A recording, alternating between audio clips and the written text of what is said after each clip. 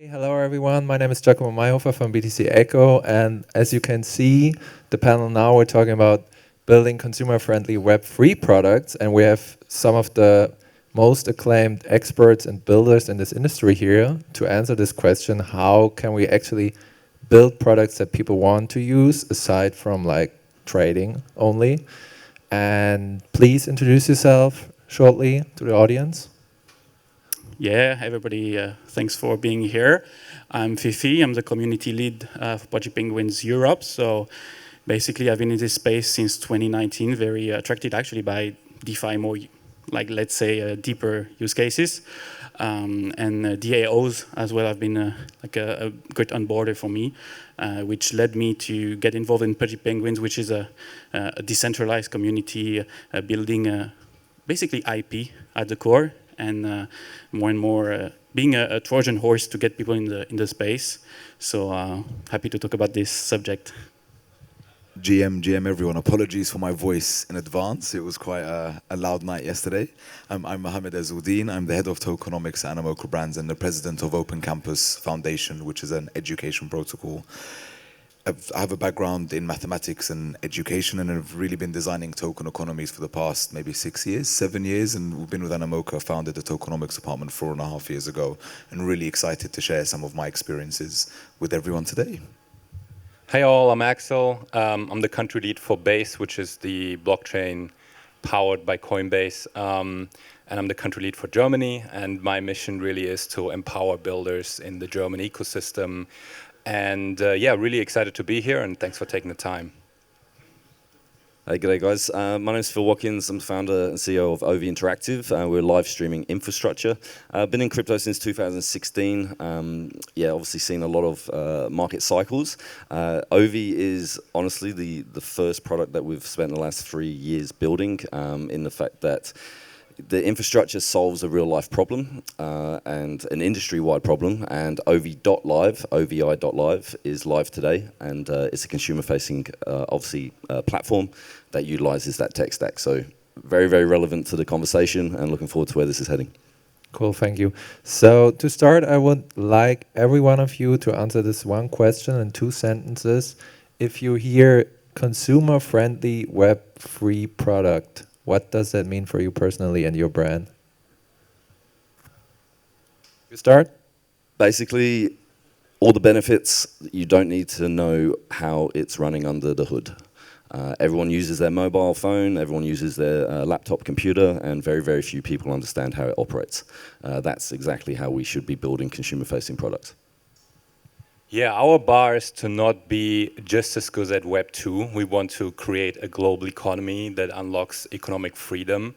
And so when I talk about user-friendly Web 3 applications, I'm thinking about applications that are not just easy to use, but unlock new value for the users, right? And I think that should be our bar. We can go way beyond Web 2.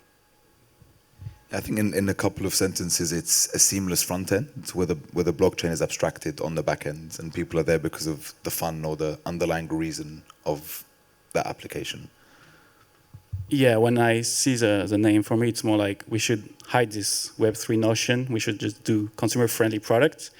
And because Web3 makes things better in the background, of course there is Web3, but we don't have to name them Web3 products because the consumer is not going to care about it. And maybe we should just think that way and forget about the Web3 part too much, because it gets us in this marketing way where we're talking to Web3 users and not consumers. So yeah, let's hide the Web3. We want to use Web3, we want to put it forward because it's better, but it's not a Web3 product we're working on. Okay, it's pretty similar throughout all of you. Like, people should not know that they're using Web3. It should be seamless. What are, like, from your work, the biggest pain points right now to not being able to do this? Yep. So to be honest with you, I look at the technology which is available today and the applications, and there's not very many pain points. So we have account abstraction, we have gas abstraction, we have social logins. All of this provides a very seamless experience for the end user, and so therefore, if you're building an application, it should be by default standard, because it's been around for the last 12, 18 months. So to be honest, it's more about thinking outside the box in how to protect the platform, say from security measures or social engineering attacks or transaction attacks, and putting those parameters in place behind, obviously, the application. So it's more at a deeper level to the constraints, but at the consumer level, I'm not really seeing too many, to be honest. Yeah, I agree. I'm actually pretty happy with where Web3 infrastructure is. I think this is a classical case of the future is already here. It's just not evenly distributed, right? So we just launched the base apps. I have to do a little bit of advertising. But what we're seeing there is some already like really awesome examples of people building crypto apps, people using crypto apps, and it being absolutely seamless. And when you have that experience, I think you get very optimistic about the future of consumer-friendly crypto Web3 apps. I think for me, maybe taking a step back, you have two different audiences. You have an audience that's there for the token and really for the monetization. And we see the token as a product within itself that needs its own product suite.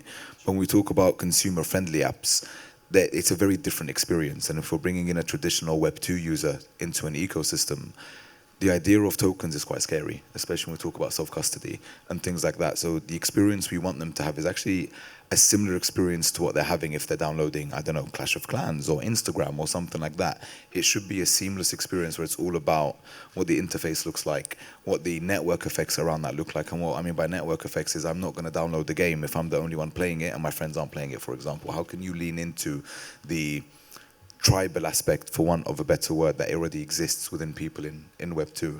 So I see two different products that are needed. One, that we can actually reach out for Web2 to get adoption, but also the token, which is where you get the adoption on the Web3 side, from the liquidity side. And with that in mind, we hear a lot of projects say, oh, well, Web 2.5.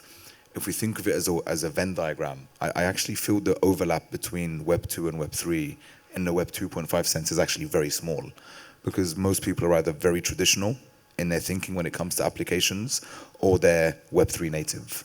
And there's very few people, you can't be traditional and Web3 native. You sort of can't be in the middle ground, you're either one or the other. So it's how can we build products for those on this side, and how do we continue to build functionality for tokens for those on the Web3 side? Yeah, just my opinion on this is, like, as we are saying, that the tech is here, the infrastructure is here.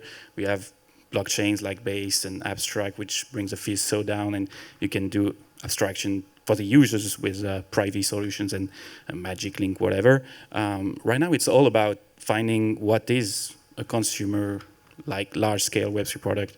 It's not about trying to get normal people to manage to play the Web3 products, to get interested in tokens all of a sudden, you know? So the best way, at least, we can see the close future is just giving people an experience that is very similar to what they have.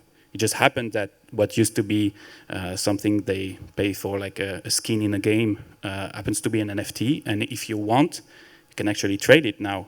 To see the Web3 benefits at the core, which is ownership in a opt-in way, not in your face, like now you're into Web3, so you have to, you have to be like the Web3 native, what we have been loving these like past 5 years. Now you should enjoy it. No, they won't.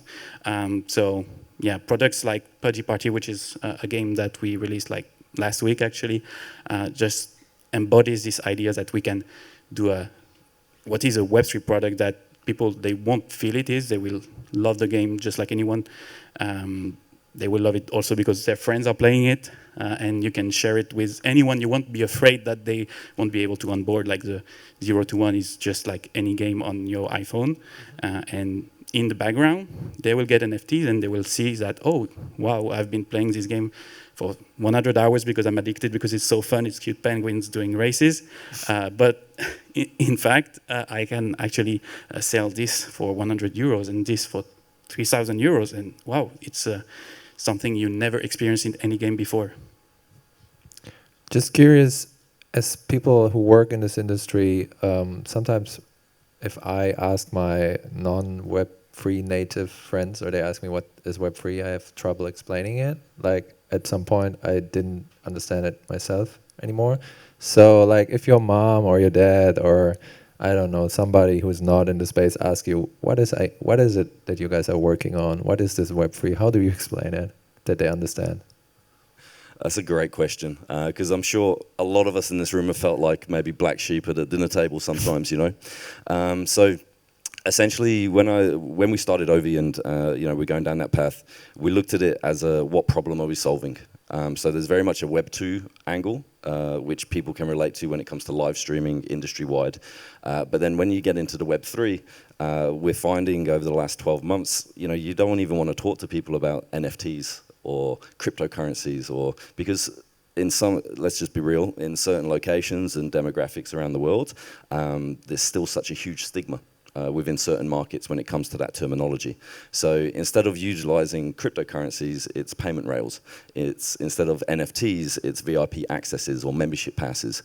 So essentially, it's you know, utilizing consumer-facing terminology, which people are used to, and then embracing the fact that what is Web3 is just an evolution of the internet when it comes to reward systems and payment rails. Yeah, there's a lot to unpack there. I mean, I don't feel like a black sheep. I think I'm really pumped about the future of crypto. And I think what I would say to my parents is that we're working on the future infrastructure where people can build amazing applications and users and creators can own the content or the interactions. And you know, what we're seeing in crypto is that it's already, in many cases, way easier to build on crypto, and it can be way more rewarding to create content on crypto, and that's what we're working for. And you know, that's why we wake up every day in the morning and support builders and creators the best we can. And I think following on from that, we've seen an evolution in the buzzwords. It was distributed ledger technology and blockchain, and then it was crypto, and now it's Web3, and some people are saying there's Web4 as well. So there's so many buzzwords. So I think the fact that we're using maybe friendlier terms, like Web3, Web4 is a much friendlier term than, I remember when I got into the space in 2017, and someone was trying to explain distributed ledger technology to a newbie. I can see the look in his eyes. He instantly lost interest. So because it's just like I don't understand what any of that means before you've even started to explain what it means. But sort of coming back to the purpose of the panel, it's a lot easier to explain something when there's a tangible application or example of that. So we talk about the ownership aspect. We talk about being how cheap things are. I'll say how cheap things are. So in terms of the quickness of, let's say, remittance or transactions. So there's a lot of solutions there, and being able to pinpoint, like what you were saying, in terms of the infrastructure and the solutions, makes it easier for people to understand, because we're not starting at the technology layer. I think the majority of people don't care about the technology layer. When you download an Instagram or a Facebook, you're not downloading it because it's built on JavaScript, for example. How many of us download an app because of the language that it's built on? And that's exactly my point. So I think it's more about the application versus what the technology enables, and sort of reverse engineering the learning, so to speak. Yes, exactly. If you don't want to seem weird, you don't start with the tech at all. What's really great about Web3 is the community aspect, which makes it relatable. So when you explain to people, for example, in the Penguins, like we are thousands of people around the world who want to push this brand together. We own part of the IP. You see this toy, physical toy, it's my friend who owns it, and they get royalties on the sales. And I have my own Penguin, which I use for my company. And we have, like at the front row, this guy, he has an amazing sun care brand called Puru, and he's using his Penguin on his products.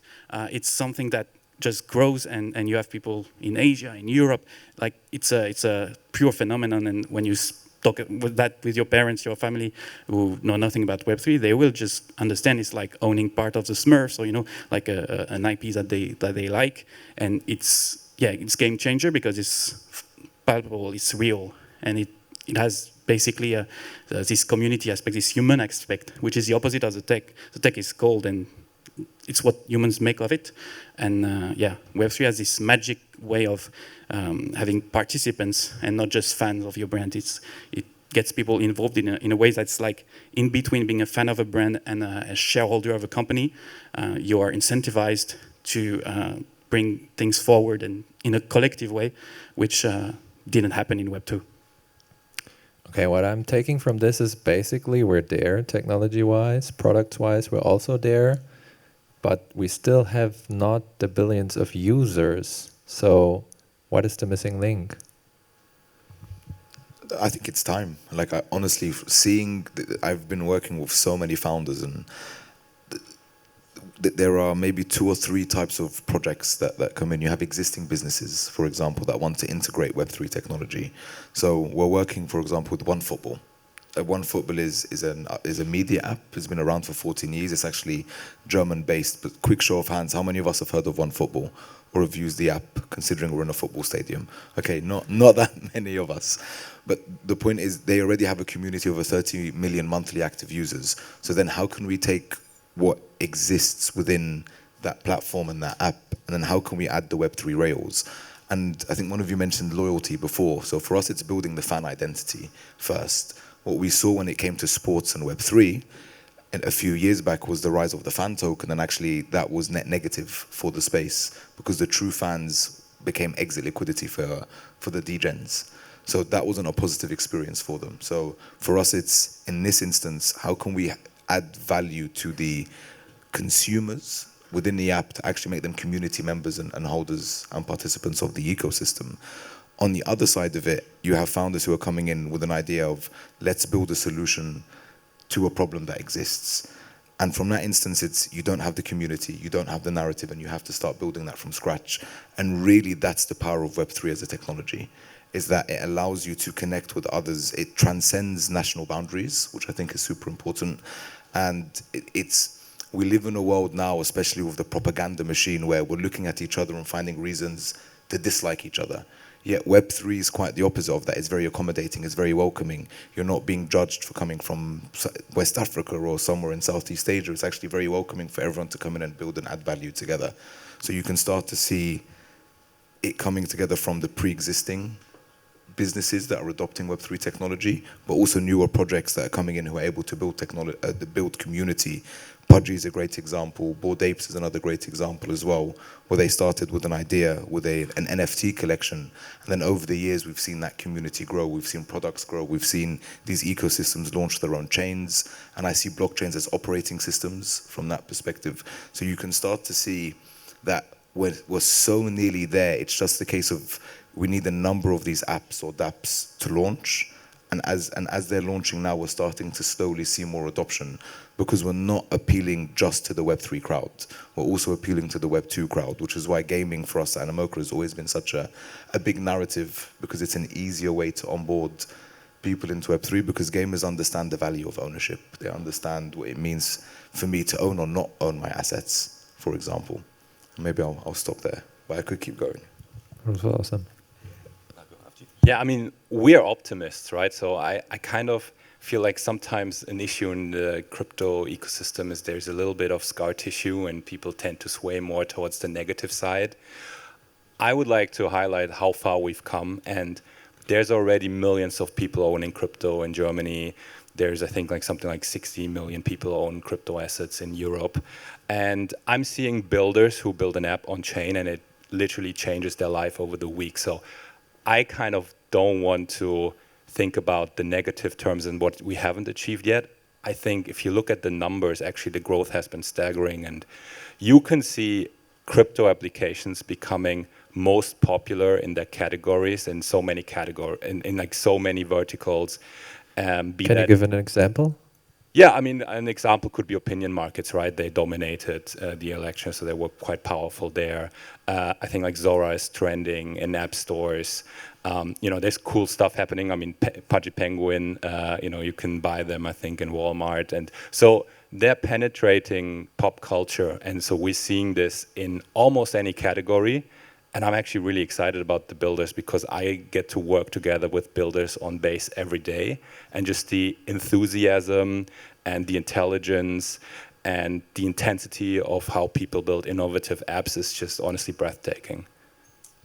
Yeah, I think these are absolutely amazing points, and I completely agree with all of them, to be honest. I just think as an industry, as a founder, I try to think retrospectively. So where are we going to be in 50 years' time? And then looking back, we will realize how early we are as an industry and how early we are in this adoption curve. Because unfortunately, let's not forget this industry was born in 2000, whenever it was for Bitcoin. And then obviously Ethereum and the various market cycles. So we are so early, it's unbelievable. And we're literally just at the cusp of what I believe as that adoption rate drastically increasing. Yeah, I just want to say, now there is no more excuses. Like, as we said, the tech is there. So if we are not getting into the consumers, it's because we are not good enough or we're not trying hard enough. And maybe you can blame it on the logic of the VCs who still think in a, let's say, 2020 way, or they haven't seen the shift recently.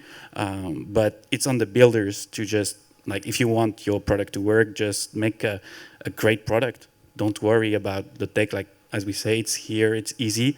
This means if you want to be having 1 million download on your app, you should do the marketing that works for any app to get 1 million download. And because yours will be better, people will stay and stay on the app. So you have to do Web2 marketing now. It's you don't have to be afraid of people not understanding Web3 because they won't have to. So just do the work. Do you mind if I tack on to that? No, do. I think honestly the focus across the industry has to go back into experiences. Whether it's gaming, whether it's streaming, whether it's whatever the application is, it has to be a positive experience, and consumers are going to obviously want to use it. The harsh reality is, if your application isn't solving a problem on the back end, and from a business economic perspective, you're not actually improving based on your competitor, then you're going to struggle to penetrate the market. You're going to struggle to obviously hit the ground running long term. So it then comes into sustainability of consumer products, which is obviously maybe we'll save that subject for a different time. But yeah, you see where I'm going. Just one question. What did you mean with the VC mindset of 2020?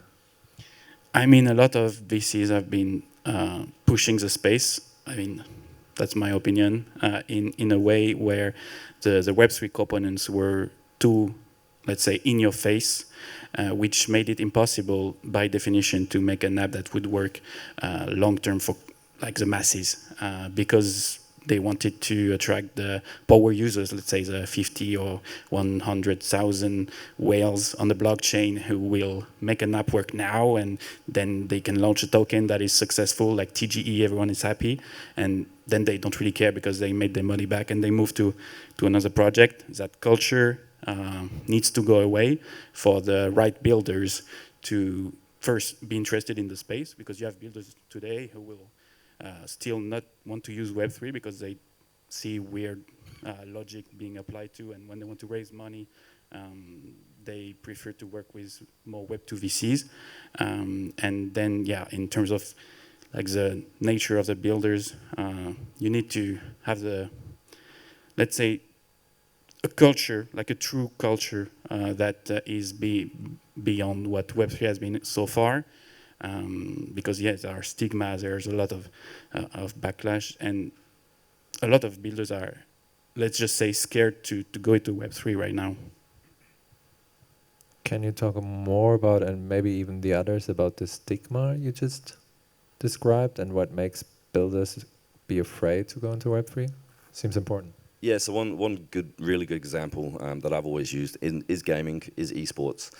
So early adoption obviously set out in the East, in Asian culture. It was a lot more adopted, a lot more builders came out of that, obviously that region, geographic location. Whereas if you compare it even now to the US, for example, some esports teams are contractually not allowed to touch Web3. I won't mention any names for obvious reasons, but when you obviously speak to them in regards to streaming of tournaments, etc., you find this out. So there's still a disparity, there's still a displacement in the adoption, but obviously, as we've seen recently, regulations are changing. big tech is stepping into the industry. We're moving in the right direction. But one thing I will say, just to tack onto that, sorry, is that as a builder, releasing your consumer product, do have this in mind. What is your target audience? What is your target location? Based on the regulations, etc. as well. Because obviously that can either be a pain point to your adoption curve, or it can be an accelerant. I'll say this about VCs. I think what you said is correct, that temporarily you've had a bunch of, I'd say, generalist VCs maybe being a little bit hesitant to touch crypto. My experience is that that is changing. So I'm speaking to, I have a background actually in working for a bunch of generalist VCs, and I'm speaking to generalist VCs also on a weekly basis. And many say, for instance, there's like a fintech VC I spoke to that says on the early stage front, I'm only looking at crypto these days. So I wouldn't worry too much about what investors are looking at, because if you have a great app, VCs will always invest. I think a lot of people right now, or at least me, compare two technologies and they're like how they evolve right now, and that's AI and crypto. And like AI has not been that significant for a long time, and then we got ChatGPT, and I mean now it's booming, but if you look at it, it's 70% ChatGPT and 30% the others. I'm just wondering, in crypto, are we all waiting for the ChatGPT app, or is it going to be different? I think it's going to be different. I think it's what made ChatGPT so successful, just the simple user interface. That it's a chat box. That's it. It's the simplicity of it, that I could be a 7-year-old or I can be a 77-year-old, and it's intuitive in terms of what I need to do. I type something, it gives me an answer back. I respond, it gives me another answer back.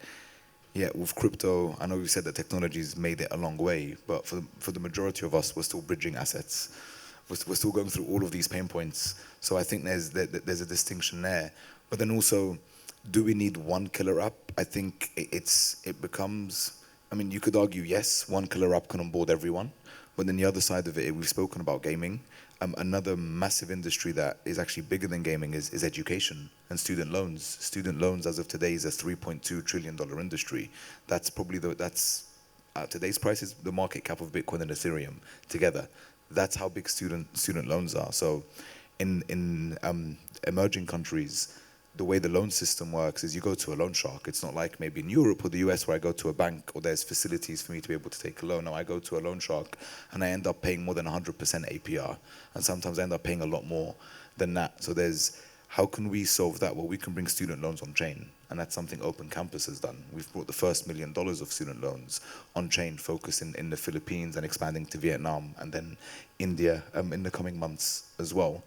So could that be a catalyst for bringing more people on chain? It could be, but it comes back to the point of, is it one killer app or is it a number of different things happening simultaneously, where I'm playing Pudgy World and I'm getting skins and I'm able to also take a loan for my tuition, and maybe I'm the skin that I've won, I'm selling that to pay off my tuition. All of a sudden you can start to see the compounding effects or the network effects of, once you're in Web3, so to speak, what other apps or dApps or whatever you want to call them can I use to be able to bring value to me, versus maybe some of the mindset of people who are Web3 native, which isn't about adding value, even though there's a lot of people who do, but there's a lot of extractors in the space as well. So I think it's a balanced approach. Somebody want to take on, or? Yeah, just to rebound, the idea of composability is what makes Web3 different. So that's what it will take to really have this moment. It can be a killer app. It has to be that, oh, I can actually use my assets from this app to this other app and have this experience that you have never had, That's the secret. Let's say a cloud of 10 different apps working together without having the companies and teams actually working together, just for your experience in your daily life. That's going to be the aha moment for users. Having, let's say, a life in Web3 that is like life in the real world, where you don't have walls in between all your activities and different opportunities. I think there's one thing to add on to that. Partnerships are super important. So we saw with the Walmart and Pudgy how that was important. We have AnyChess, who have partnered with chess.com. So you have hundreds of thousands of chess players worldwide. How many of us have played chess? No, I should see really every hand go up. Badly, though. Okay, even if it's badly. Okay, so the majority of us in the room have played chess. And anti-chess is an alternate form of chess where you have magical spells. And it changes the dynamic of chess where it becomes undeterministic. But what the interesting thing is, because you have everyone playing chess already, if you have a more engaging, fun element of chess, that someone like Magnus Carlsen, who's the grandmaster at chess, has come out, he's played it, he said it's now my favorite alternate form of chess, then you will start to see adoption coming in from those who are playing conventional chess to playing anti-chess in this example. But it's not one app. I don't feel it will be one super app. I feel it will be a combination of different things, different applications, different games that brings us all together, or brings adoption into Web3.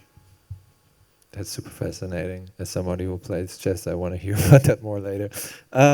So to close this panel, I would like to end with one sentence of advice. What should builders always keep in mind if they want to make their Web3 truly consumer-friendly?